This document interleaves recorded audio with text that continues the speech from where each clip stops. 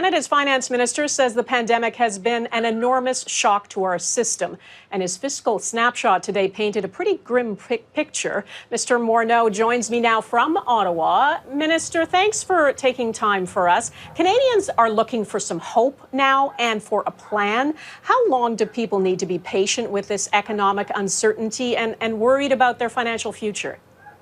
I think that what was most important for us today was to give Canadians an understanding of where we're at, give them a sense of the importance of our continued support for individuals, but also for our economy.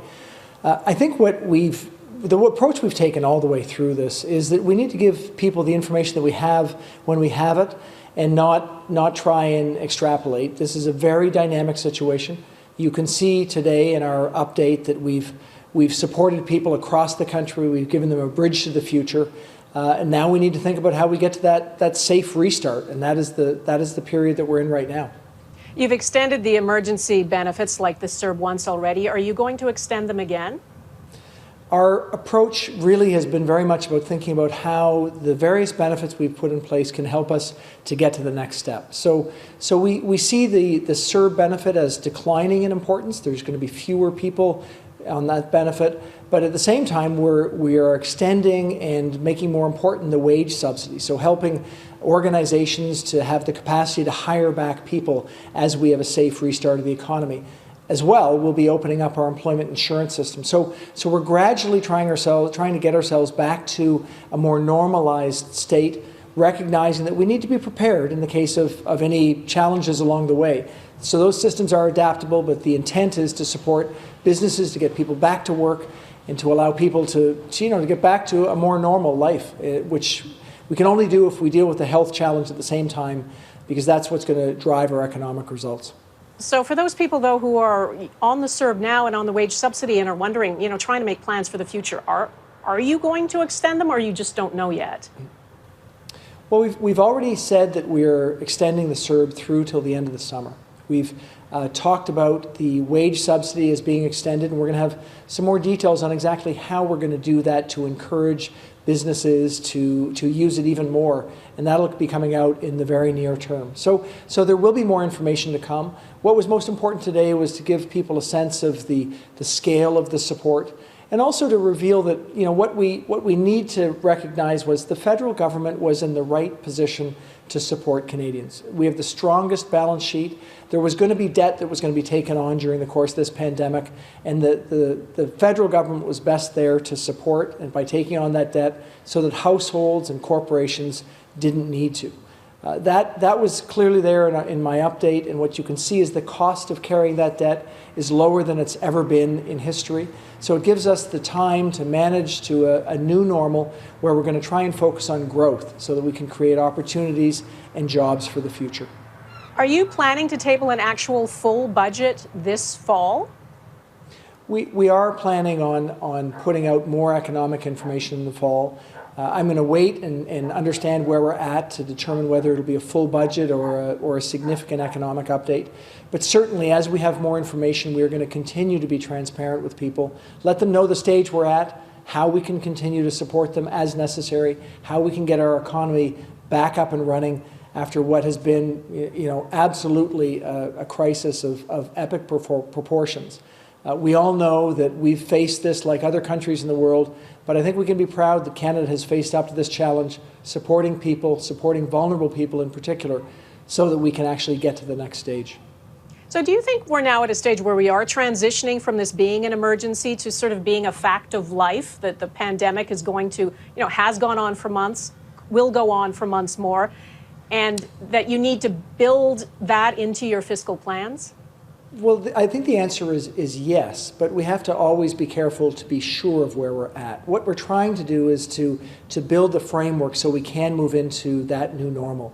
And that means thinking about the things that we need to do together with the provinces. So we're in these discussions right now. We're thinking about how do we get back to work. So we need to have childcare. We need to have sick leave so people can be off work if they need to be.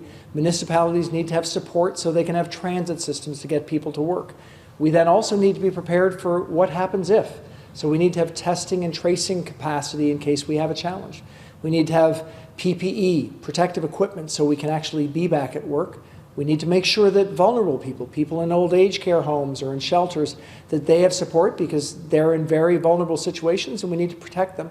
And then finally, we are going to need to work together to make sure that our healthcare system, also mental health, is there for people through this challenge. So we're thinking about those two as part of our next step.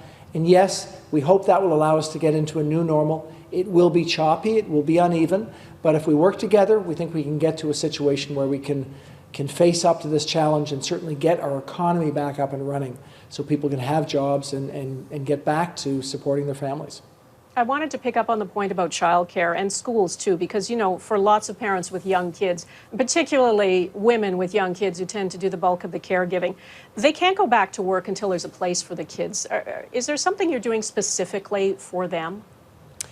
Well, it's the reason the first thing I said, Dawna, was childcare is because we recognize that challenge. We are going to have to work together with the provinces. So we've put out a $14 billion investment with the provinces. We are working through the approach in that negotiation right now because we do know that we have to have the things that we need to work together on. Childcare is typically something that provinces are deeply engaged in. We've said we want to be supportive. So we need to think about that. And it is, as you say, inextricably linked to the school system, which again, the provinces are going to need to be working on. We're going to need to take an approach that is similar to what we've taken in the past. All hands on deck, working together as best we can in a time of crisis so we can get back to work. Childcare, sick leave, these are going to be crucial parts of that new equation. Your message today is that the government took on debt so Canadians don't have to, and I take your point on that, but doesn't it gloss over the fact this debt belongs to all of us and Canadians collectively will bear the burden of managing it? Is there a path to a balanced budget?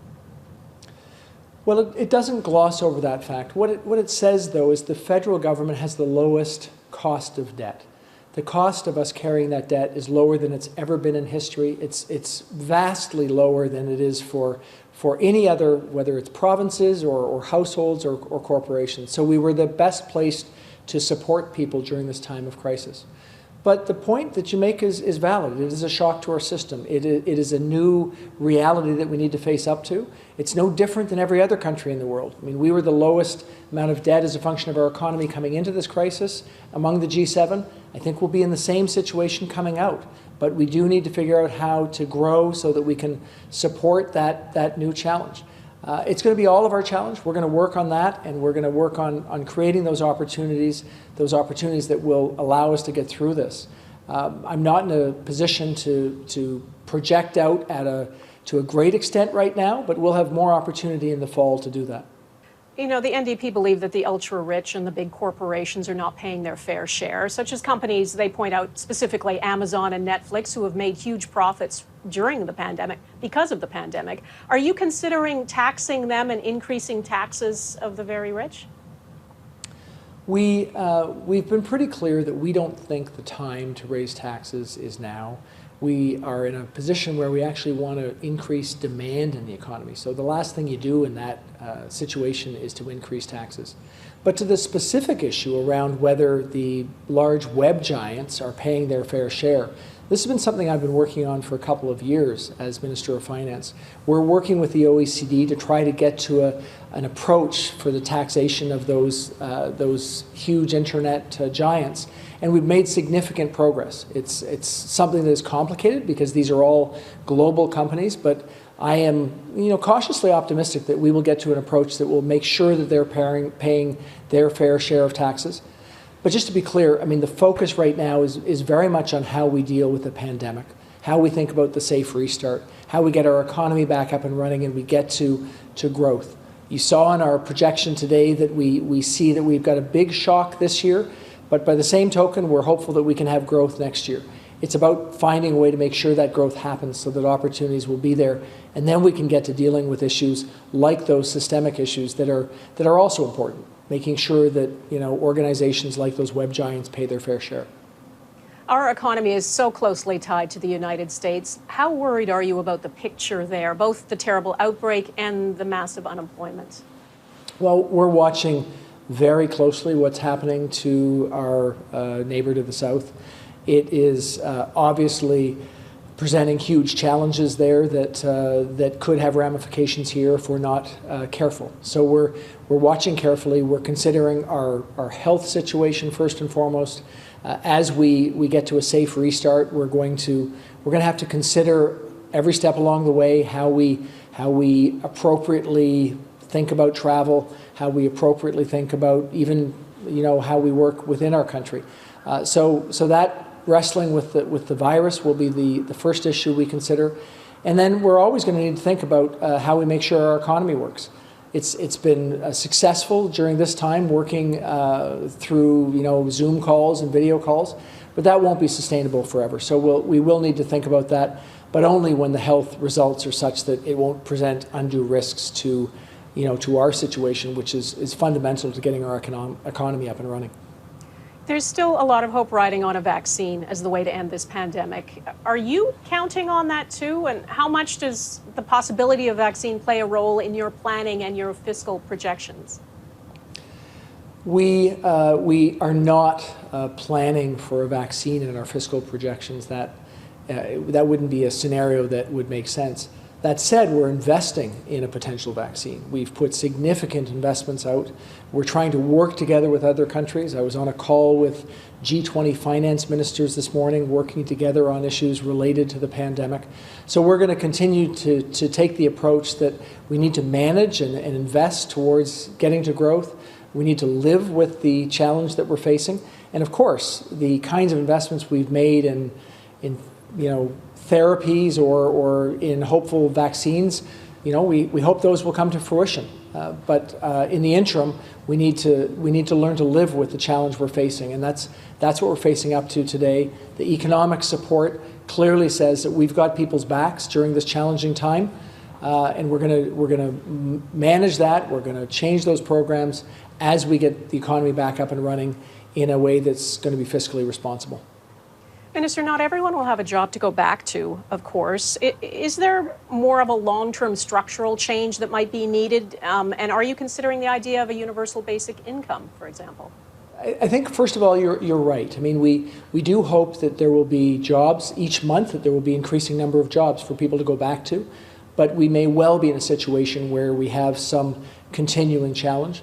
We've seen some cracks in our system. We've clearly seen cracks in our elder care system. We've seen some cracks in our employment insurance system where people who aren't eligible. So we need to think about those. Right now, the way we're thinking about these things is related to COVID-19 and time limited. So we're looking at how we can get the EI system up and running, how we can reduce the necessity for the CERB. Those are our immediate challenges. Longer term, we're going to need to make sure that we have the appropriate supports in our system. But right now, clearly, we're focused on those more short and medium-term issues of getting our economy back and running, making sure those system supports are there, not only as we get up and running, but there in case we find ourselves with outbreaks, which we need to be prepared for. A final quick question. We're all anxious about the future. What's keeping you awake at night at the moment? I would say the thing that I'm most focused on is how we wrestle this challenge to a situation that is manageable. I think we've done a good job, but it is a continuing issue. We're still in a pandemic. Only with that continuing success will we be able to get our economy up and running. And for me, I worry about jobs first and foremost, and getting the economy up and running means we have jobs for people, and that to me is the thing that allows the economy to work, to get us to new opportunities, to get us to growth. So, in the job as Minister of Finance, you have to worry about a lot of things, but having Canadians working is fundamental. And if we can get there, we can get through this challenge together. Minister Morneau, thank you for your time. Okay, thank you.